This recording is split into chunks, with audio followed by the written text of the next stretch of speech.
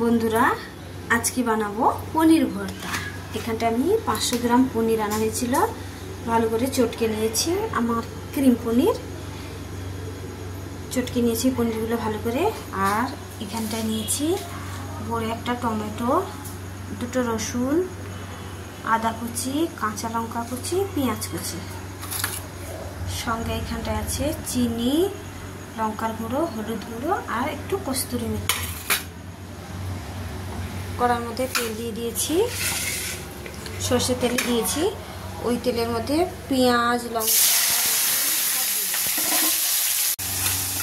পেঁয়াজগুলো আমার এখানটায় হাফ ভাজা হয়ে গেছে। এবার দিয়ে দেবো এখানে সবখানে পনিরগুলো 2-4 মিনিট নাড়িয়ে নিলাম। এবার এর মধ্যে দিয়ে দিলাম মশলাগুলো। আমি একটুখানি এখানটায় টক দই নিয়েছি, টক দইটাও দিয়ে দেবো, সামান্য একটু টক দই নিয়েছি। তোমরা কেউ চাইলে দিতে পারো, নাহলে না দিতে পারো। আর দিয়ে দেবো পরিমাণ মতো নুন। কিছুক্ষণ মশলাগুলো দিয়ে নাড়িয়ে নিয়েছি। এবার দিয়ে দেবো এতে 1 বাটি জল। নুন মিষ্টিটা যে যা দেখে নেবে, সেই দিয়ে যারা নিয়ে মিষ্টি খাও, রুটি পরোটা দিয়ে খাওয়াবে। আমাদের পরোটা দিয়ে খাওয়া হবে। তাই আজকে পনির ভর্তা বানিয়ে ফেললাম, নিরামিষ। তাই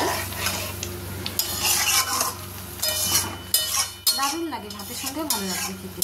পোলাও, ভাত, রুটি, লুচি, যার যা ইচ্ছা। কেমন হয়েছে বন্ধুরা বলবে একটু কমেন্ট করে। ভালো লাগলে ভিডিওটা একটু সাবস্ক্রাইব করে দেবেন, লাইক কমেন্ট শেয়ার করবেন। রান্নাটা আমার প্রায় হয়ে গেছে। এবার কস্তুরি মেথি একটু গরম তাওয়ার মধ্যে হালকা করে নেড়ে নিয়েছি, দিয়ে গুঁড়ো করে দিই। বেশি দিন থাকলেই নরম হয়ে যায়। কস্তুরি মেথিটা আমার ঘরে বানানো। এবার এর মধ্যে দিয়ে দেবো 1 চামচ ঘি। ঘি দিলে টেস্টটা আরও বাড়বে।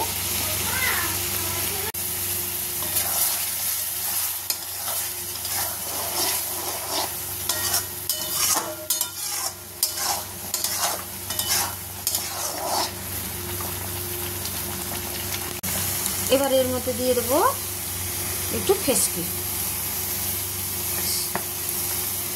তাহলে টেস্টটা আরও বেড়ে যাবে।